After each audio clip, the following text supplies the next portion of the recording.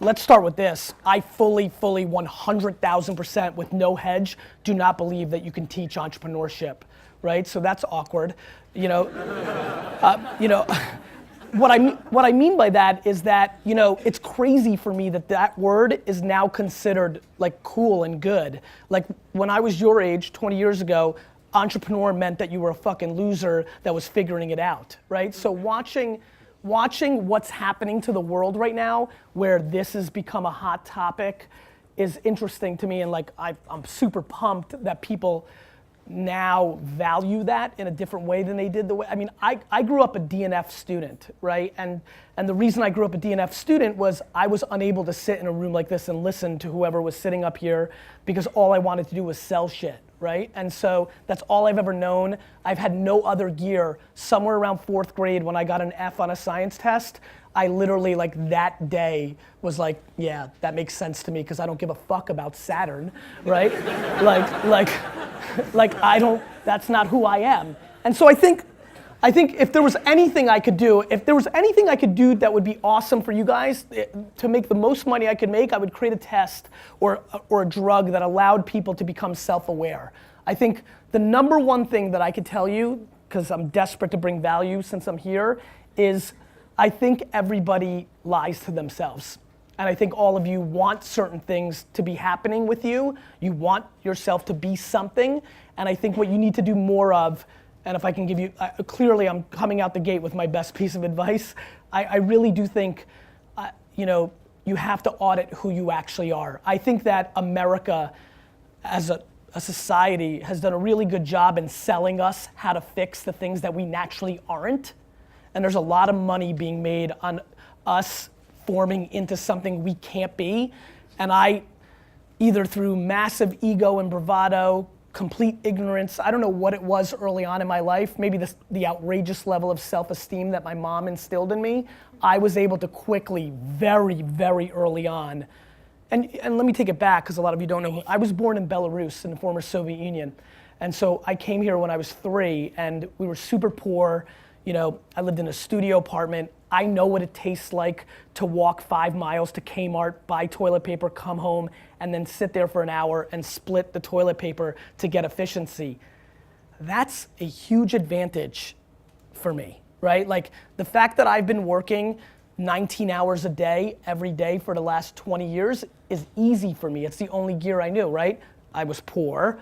I sucked shit at school. It was the only gear I had, right? So like I sit here with enormous disrespect and with enormous assumptions around all of you that you're just too soft to beat me, right? That I think that you've had it better and that alone doesn't allow you to beat me. And that's how I think of entrepreneurship in a very rugged, very raw, much dirtier way. I've been investing for about 7 years. The first 3 things I invested in 2007, after I built my wine business and I realized this internet thing was gonna be big, right, was Facebook, Twitter, and Tumblr, right? And then I've collectively gotten stupider since that moment, mainly because I didn't think of myself as an investor when I invested in those companies. I just thought that Ev Williams, Zucks, and David Karp were really fucking smart and were gonna win, right? And so like when I think about Uber, like Travis is one of my best buddies, like now he has a lot of press and I'm sure a lot of you know who he is. That just makes a lot of sense because all the negative press he gets makes sense because he's a fighter. But he was the only CEO of that company because Uber's had to fight City Hall for the last 4 years. It's hard to fight the mafia that owns the taxi service in Vegas. That takes, like I can't do that. Like I'm too not confrontational, right? So I think that the number one thing that you can do, I'm desperately competitive and want to be the person that brings the most value to you out of all these talks. Like I secretly sit here and say, oh, they're gonna get all these people that they've heard of, but I'm gonna be the one that tells them something that actually fucking matters. And that one thing is, you need to bet on your strengths and don't give a fuck about what you suck at. Way too many people in this room are gonna spend the next 30, 40 years of their lives trying to check the boxes of the things that they're not as good at, and that you're gonna waste a fuckload of time and lose. I highly recommend auditing yourself, or if you have no fucking empathy or EQ or self-awareness, then find somebody in your family or friendship that does and let them tell you who you are. And once you believe that, either for yourself or someone else told you, go directly all chips, all into that, because that is the only possible way, in my opinion, watching from the outside, that is, let me rephrase, that is a very highly likely way of over-indexing, because the truth is, if you want to be an anomaly, you've got to act like one. You know, like, and so that's it. That's what I got. So thanks for having me. I think that it's been really interesting for me for the last 3 years to watch. So tech, when I was investing in it for me, and when I was growing my business in the 90s, and then when I really got into it in 04, 5, 6, 7,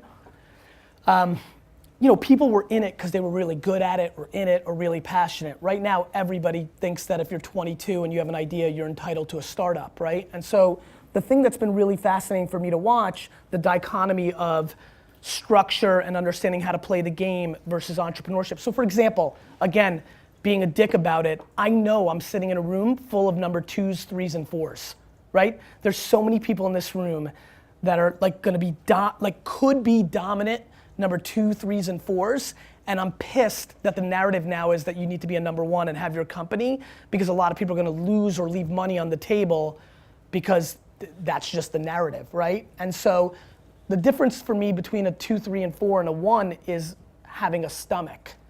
And so one of the things that we've seen a lot of, because Zucks went to Harvard and like literally being East Coast bound, like watching all these kids that are going to Ivy League schools, including Stanford, so mixing the whole mix. Just like, actually everybody's a better student than I was, so I'll just call it everybody. But watching the elite top 3%, so many of those players, guys and gals, have come into the game in the last 24, 36 months and have lived a narrative where things have been good, right? Like, you know, again, I'm using a lot of prejudice. I default into thinking that like you guys were way more capable than me than figuring out how to map yourselves to go through the school system. Like you understood that game.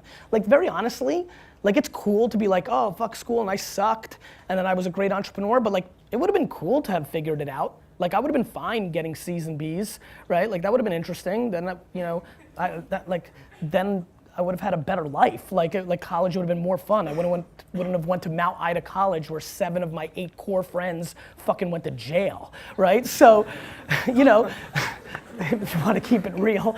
But I just couldn't.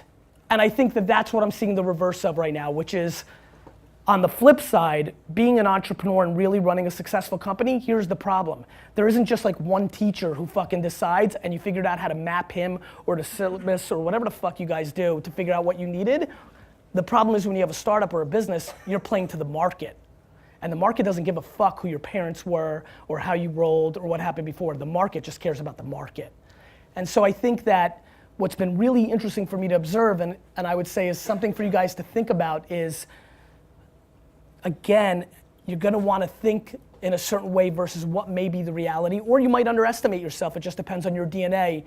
But the ability to adjust is the entire game. Like, I'm so proud that I change my mind every day. My dad used to get so pissed when I was building Wine Library. He would always be like, fuck, he would say like, 3 months ago you said Ricky was gonna be the best employee. I'm like, I changed my mind. He's shit, fire him. Or he's like, you said sparkling wine was important, now you just eliminated it from the key spot. I'm like, I changed my mind. Like, my ability to only be comfortable in massive chaos has been my biggest asset as an entrepreneur. Like, I would never take a fucking note. Like, that scares the piss out of me what these 3 people are doing right now, right?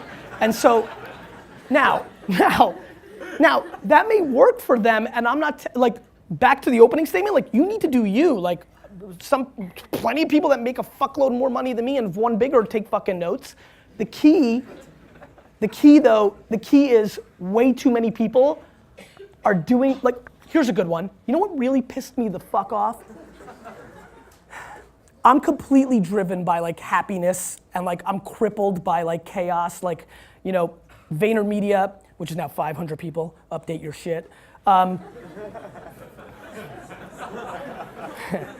VaynerMedia is like completely dictated by, like I'm a dictator of HR. Like all I care about is the atmosphere. All I care about is how people, all I care about is like how people roll. Like I think I've fired the 4 most talented, smartest people that have worked for me, because if you don't know how to play with the other boys and girls, you're out, because I suffocate under, conflict and negativity, and like nobody's better than me, so you gotta go. So what really pissed me off in tech world was when Steve Jobs' book came out, when he was dying, when it was all about Steve 3 or 4 years ago. I literally watched a lot of my tech startup friends start being like a dick to their staff.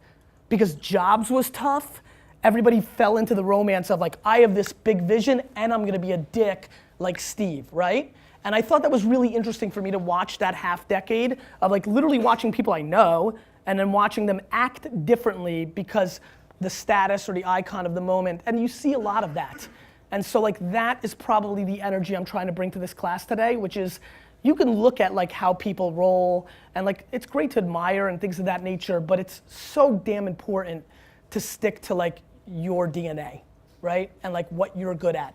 And to recognize that you need to surround yourself, whether it's your co-founder or whether it's the people that work for you. Like all I do is hire the people that are the opposite of me, that bring the other value, that bring me the ability to remember what the fuck that meeting was about and go make sure it happens. Like whatever it may be, right?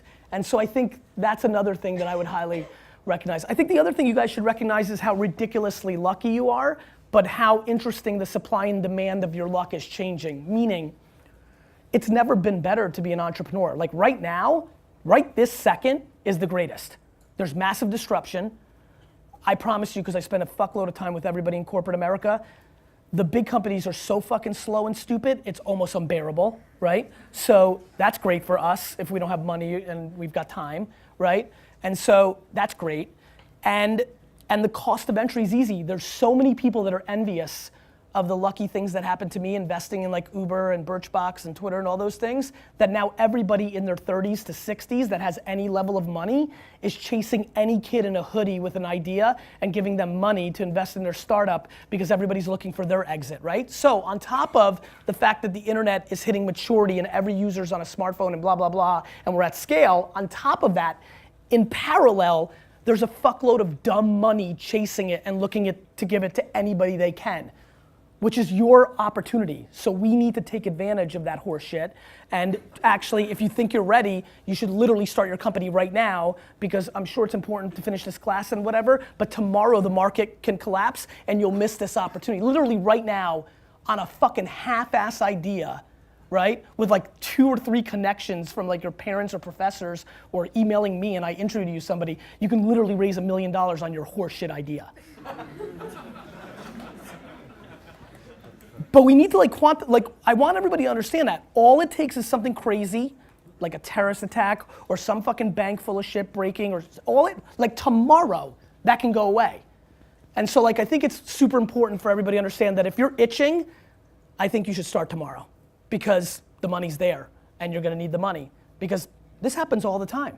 Like everybody that looked like you in 2008 and 9, they went and got jobs. Everybody that looked like you in 2002 and 3 after the first bubble, they went and got jobs. So if you're a true entrepreneur, if you're sitting here like, no, I'm entrepreneur, I'm not just in the class, you need to seriously concentrate on where we are at this exact moment in the market and recognize how fruitful it is for you, how much of an advantage you have, and you may want to seriously consider and take advantage of it, because it could really go away in a second, and then you've got to wait like if it collapses tomorrow, if there's a bubble burst, you're gonna have to wait 3 to 5 years to get your shot.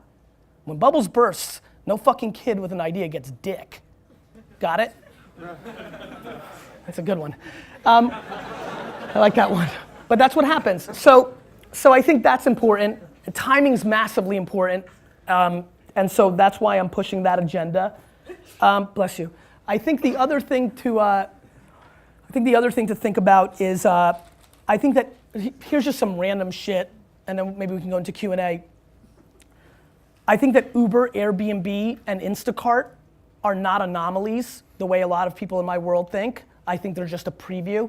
I think if everybody here understands that the #1 asset to everybody in the world is time, and if you can figure out how to buy and sell it back, that's a big coup. So I think the biggest reason I got excited about Uber years ago was I realized, holy shit, this isn't about transportation. This is about a company that sells me back time. As a matter of fact, I actually boycotted LA for 4 years. I actually didn't come to LA for 4 years because I hated fucking coming here so much because I didn't want to rent a car and the fucking shit. I fucking hated this place. Literally, now I'm back all the time because Uber, because I can get around, right? Like I can actually move. And so that was good. But back to the main point. It's stunning for me to watch people's behavior. Literally, fundamentally, we care about the health of our loved ones, money, and then time.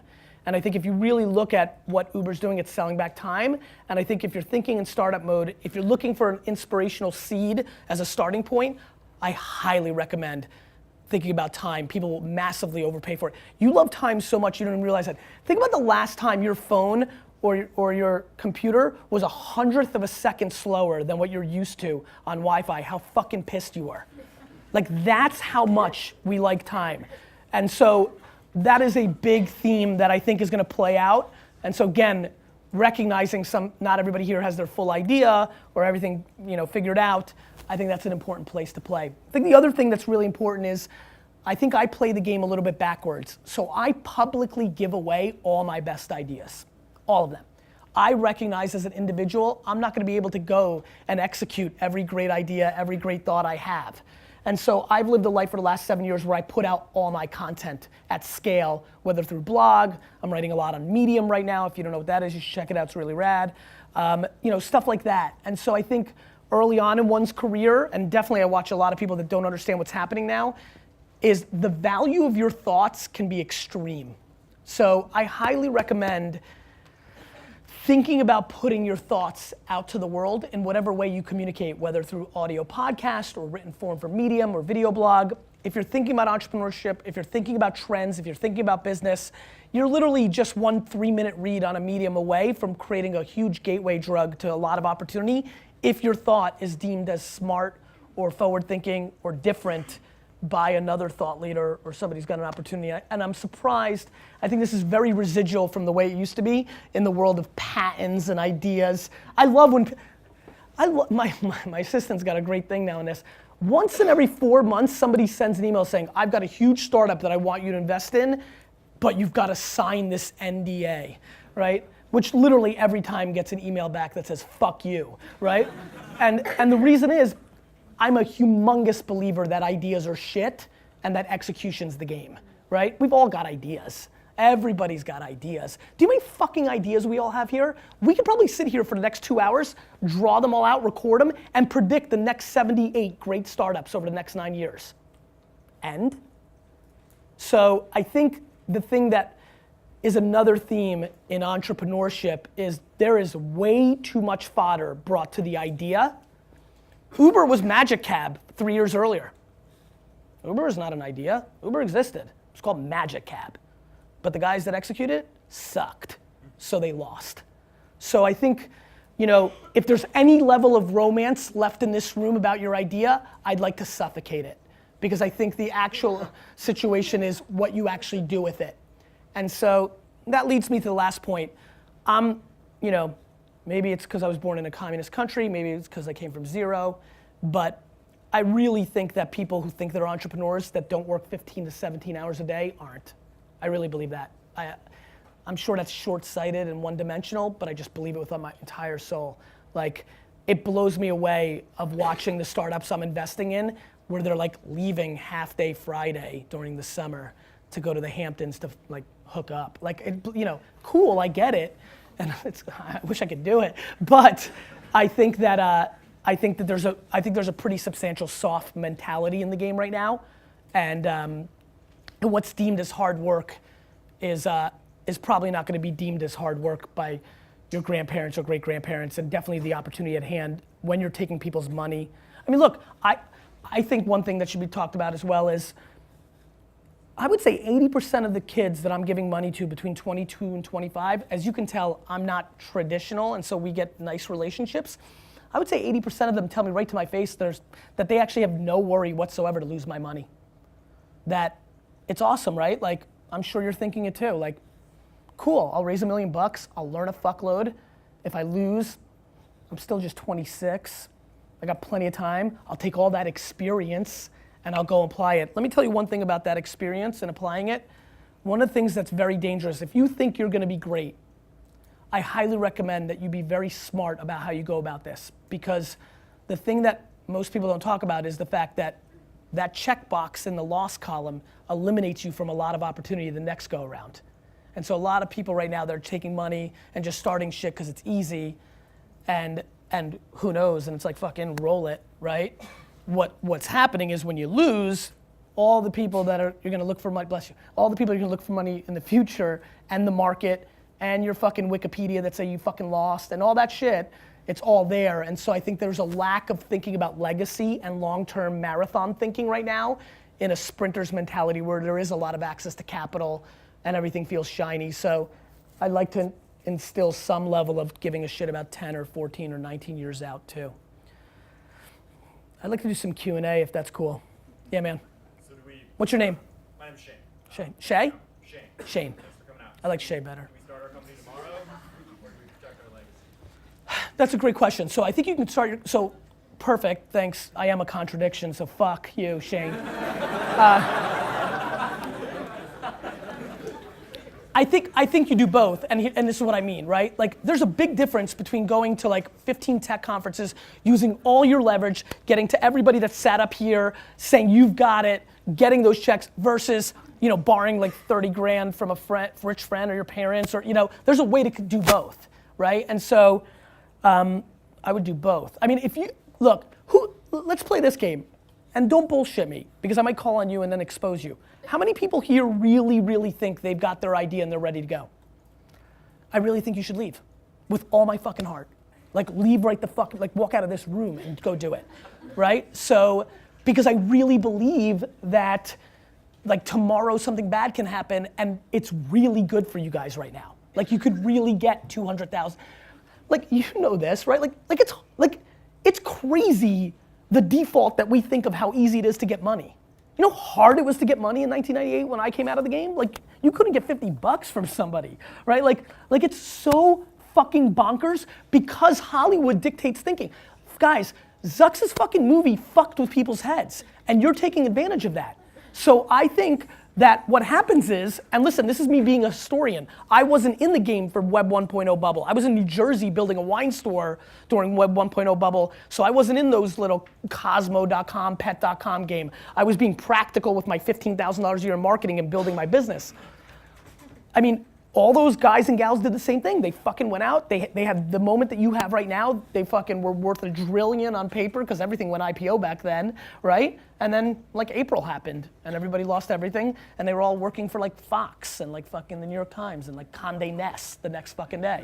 And so, you know, one more time, who's got it? Who's got it right now? You need to really, really debate it. And like the only dynamic that I would even accept is like you love your parents so much and they're still so fucking old school that it would hurt their feelings. But other than that, there's literally no other excuse. Questions? Yes. My name is June. Thank you so June? much for coming. Yes, June, like the month. Mm-hmm.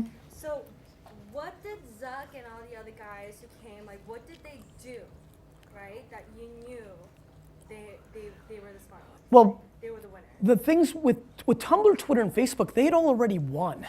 Like, I love when people are like, he was such a forward thinker. I'm like, I'll take it, but fuck, they were winning, right? Like, it was 2007, like Facebook was fucking huge, right? Like, Twitter, I just felt intuitive about Twitter, right? Like, coming from email marketing and like being a marketer and a salesman, I understood how building an audience, and then that audience, like email marketing was like you blasted people and they did shit, but like forwarding emails to your entire address book, that died by like 99, right? And so when Twitter came, thinking like I was gonna push something out and then people were like, oh, I'll pass that on. I was like, fuck, word of mouth, right? And like, so Twitter as a product spoke to me. It's why I've over-indexed on it. It's been my foundation. That was a little bit different. And then Ev, you know, who I bet on more than Jack, it was more Ev. And my whole theory on that was, well, he built Blogger and sold it to Google. Like, he's already won once, right? And that was kind of a nice thing. It's fun to bet on somebody who's been able to see it through. Tumblr was interesting. Tumblr, so I'm a straight creeper, right? Like, so on the way here today at JFK, I literally like got to my gate, looked around, found like 4 13-year-old girls, literally sat behind them and watched everything they did, right? So by the way, real quick, if you ever hear that I go to jail, just know it was market research. And I did that today, and what did I watch? I watched them spend 99% of their time on Instagram, Yik Yak, and Snapchat, right? And so that's what happened with me in Tumblr in 2007. Like, it was a little different then. It was laptops. Phones are better. You look less creepy. I just started getting a sense that junior high kids were on Tumblr way more than anybody was talking about it. That was a good one for me because I'm New York based. Carp was in New York. Carp is super artist. I'm super businessman. So there was a nice yin and yang. I knew how to, by that point, I knew how to respect that fucking nerd shit and not scare them. And so, yeah, it just worked out, right? Like, I mean, this is how insane 2009 was. I joined Tumblr, and Tumblr on the dashboard put Gary Vee joins Tumblr on everybody's dashboard for a week. It was just a different world. I got in their Series B at 14 million. They already had users. Now, like, somebody farts an idea and gets 14 million pre-product. So it was a different market. Birchbox is probably the best one. Birchbox had 60 no's. I wrote the first check. How many people are familiar with Birchbox? Cool, so Birchbox, if you don't know, you should check it out. It was 2 Harvard HBS girls. They got like 60 no's. I remember sitting in that meeting and investing on the spot, and they were super pumped, and then they told me they got 60 no's, which was probably a smart strategic move. And I remember just leaving that meeting thinking like that was just straight sexism, right? Like that was the only thing I could wrap my head around, like that people just didn't want to invest in the girls. This, like, I couldn't understand, because the model was phenomenal. It's like, hey, here's our business model. We're gonna sell people makeup samples that we get for free, right? Like, and so, like, back to my first business of ripping people's flowers, ringing their doorbell and selling, it felt like that. I'm like, this is a good model, no overhead. And then I remember telling them, I'm like, look, if we can do customer acquisition at scale and get enough leverage, eventually makeup brands are gonna pay you to be in there. And that's what's happened with that company. So that one was more them. They were so sharp. I literally have never, like, you know, I'm acutely aware of like racism. Like, I got out of Russia by being Jewish, right? Like, my parents were super persecuted in the Soviet Union, and so I've always been hypersensitive to it. But that one was the most extreme case because they crushed and knew what they were doing, and it's great to watch that go out and actually become such a big company. But simple things like Yik Yak, right? I fucked up and didn't see it through, but, which I'm pissed about, but the only reason I even reached out to them, just to give you an example of like messing up, 9 or 10 months ago, I could have gotten in at a $4 million valuation. They just raised at a $350 million valuation. And the only reason I got to that gateway is that every morning when I wake up and go take a crap, the first thing I do on my phone is look at the iTunes top 150 free apps, and Yik Yak just started showing up. 150, 137, 123, 123. What the fuck is this, right? And Secret and Whisper were getting all the Silicon Valley attention, yet they weren't even showing up on that, and you just knew normal kids were doing it. So same thing happened with Snapchat. I remember creeping on 13-year-old girls for a couple months and being like, the fuck is that yellow thing on their phone? Like, it's always showing up. That was good because it was yellow. It was easy to like see fast and not get like beat up by their dad. And so I spend all of my time looking at behavior. Like, at the end of the day, all I do is reverse engineer behavior. And that's what I figured I was good at, right? Like, I was good at, because I was such a great salesman, I was able to reverse engineer as I got more mature and older. I'm like, I'm a great salesman because I actually am really paying attention to what you're doing. Like, when I took over my dad's liquor store, I made a lot of money as a teenager selling baseball cards. All I used to do is stand behind a baseball card table, and just people in malls would walk by and look at your case, and I would just literally watch their eyes and be like, what are they responding to? So like UI, UX, like my designer friends are always freaked out of how good I am at it, because they think I'm a business guy, I shouldn't be good at that, but that's all I've ever done my whole life at scale. I feel like I'm doing it right now. I'm like watching what's happening here. And so I use my EQ to like do my thing, but and that's why I'm such a big fan of betting on strengths. I think that's the unknown thing about Zucks. I mean, Zucks gets portrayed definitely in the movie and just in general, like he's got crazy EQ. He like really understands people. Like, I think he's a really smart entrepreneur. Yes, what's your name? How are you? Good. What was your biggest regret out of all of your businesses? You know, obviously, like, you don't seem really regretful. Yeah. Yeah, you know, regrets are interesting for me. Like, I'm sure, look, I have a ton of them, right? If you go look at my first book, it's called Crush It. In there, I thank my entire family and one random human being, Travis Kalanick, CEO and co-founder of Uber. And I passed on the angel round in Uber. I literally left $700 million on the table by not investing in my buddy after I just told you bet on people and this and that. It happens, right? So I have plenty of things to regret, right? I regret the fact that and look, don't cry for me. I'm gonna make $200 million because I gotta get in the next round. But I regret that when I was doing open cart optimization on winelibrary.com in 1997, that I wasn't smart enough to realize that if I turned that into a product and sold it to Amazon for $500 million, I would have made a fuckload more money than selling 18 more bottles of Pinot Noir, right? So, but very honestly, you've got me pegged. I'm basically not capable of really regretting it. I'm trying to answer your question and not be a douchebag about it, but regretting feels to me like the opposite of entrepreneurship, right? Like, I just think it means looking back, and I think speed is the #1 variable that most people in this room will struggle with. That is the variable difference that's what Travis and Zucks moved so, when Mark bought Instagram for $1 billion, a couple months earlier I did some Fox program and I said that, I was like, it was December, and they're like, hey, make some predictions for 2013. I was like, Facebook's gonna buy Instagram, right? Cool, whatever. 4 months later, it happens. And CNN asks me to come on because the video went a little viral in the tech community. So I was on Piers Morgan. And on Piers Morgan's show, his opening line is, this company's 550 days old.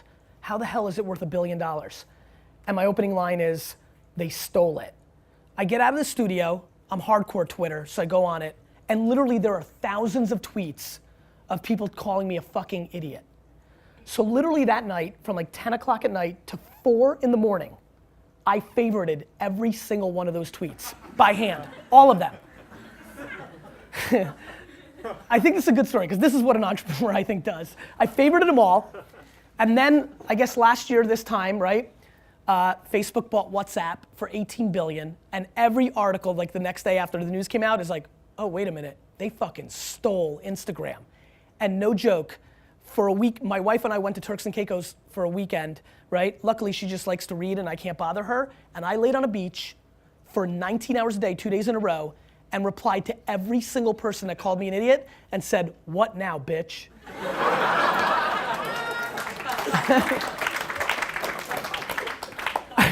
I really think I just wanted to get that in and humble brag, but I don't remember why I said that. Oh, why I said it. So Zucks offered $3 billion for Snapchat, and a lot of people didn't like that seemed insane.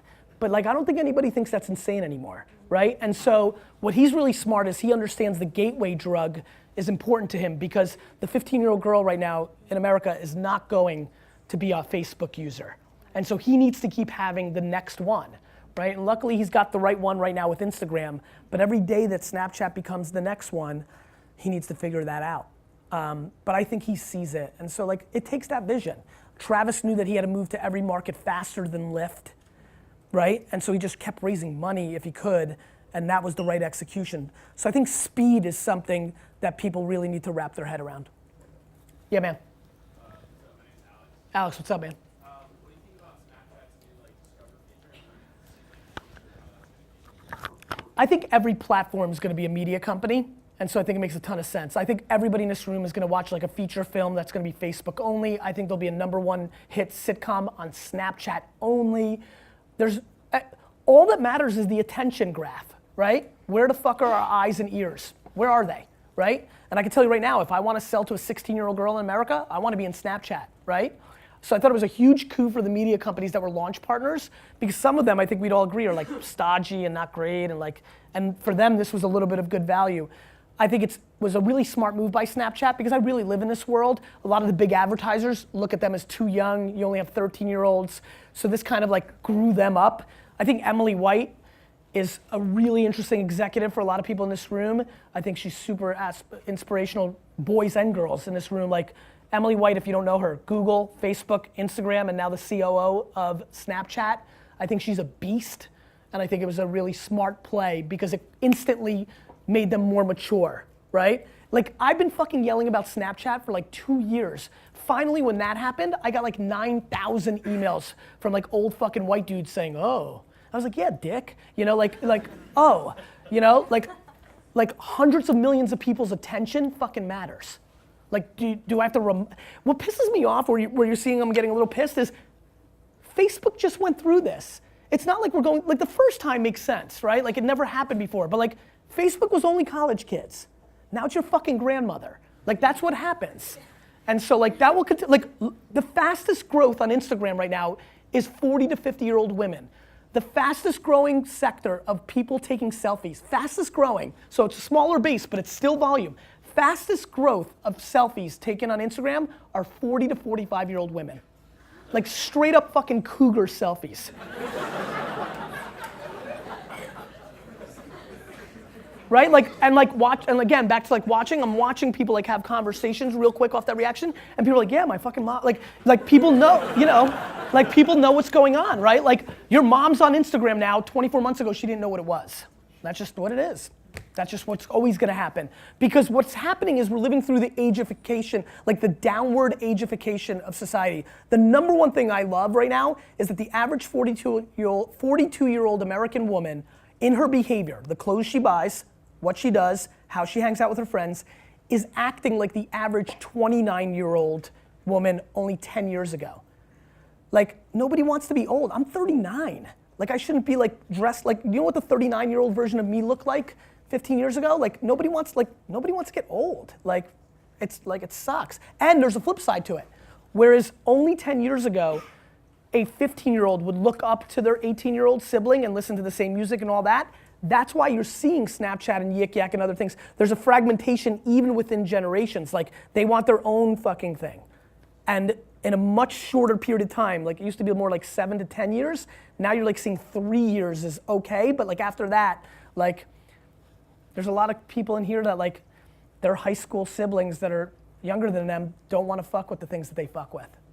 And so it's interesting what's going on with the psychology of generations and people, the youthification of our society. Thanks so much. This is awesome. Thanks, brother. So you talked about kind of how great a time this is to start a company. Yeah. And all that stuff. You also talked about kind of the problems with failing, especially early. Only failing back, and it was a great question. I want to make sure, like I don't want to stop anybody because they don't want to fail. I just want to say this. There's a shitload of audacity in the market right now. Like, who gives a fuck? I'm gonna lose this money over the next 3 years, but it's gonna be good for me because I'm gonna have experience. I'm not gonna work a dick job. I'm gonna do what I want, and then I'll figure it out after the fact. I think failing's fine. Look, I have a couple people that have failed, and I'm gonna reinvest in their next idea.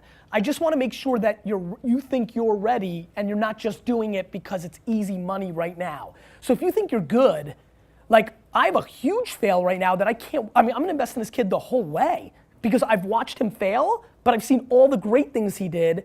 The market and his idea were off a little bit, but he's a fucking assassin.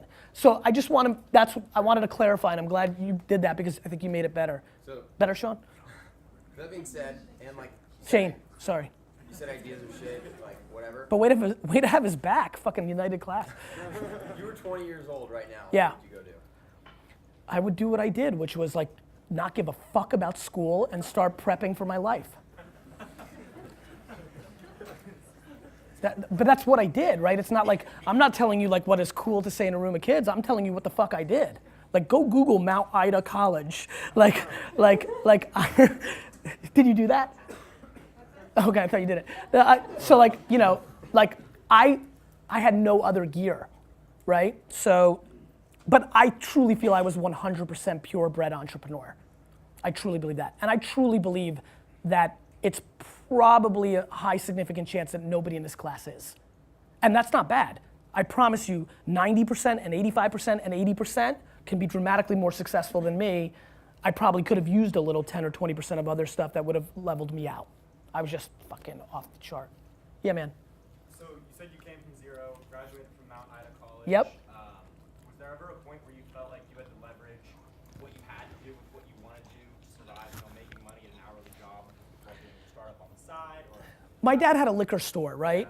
And so that made it a little bit different. So I didn't, you know, I came from zero early on, but by the time my dad lived the American dream, so it'd be a falsity that I did it all by myself. It was a super small business. It was a $3 million revenue business with 10% gross margin. We made $300,000 before expenses. It wasn't a big business.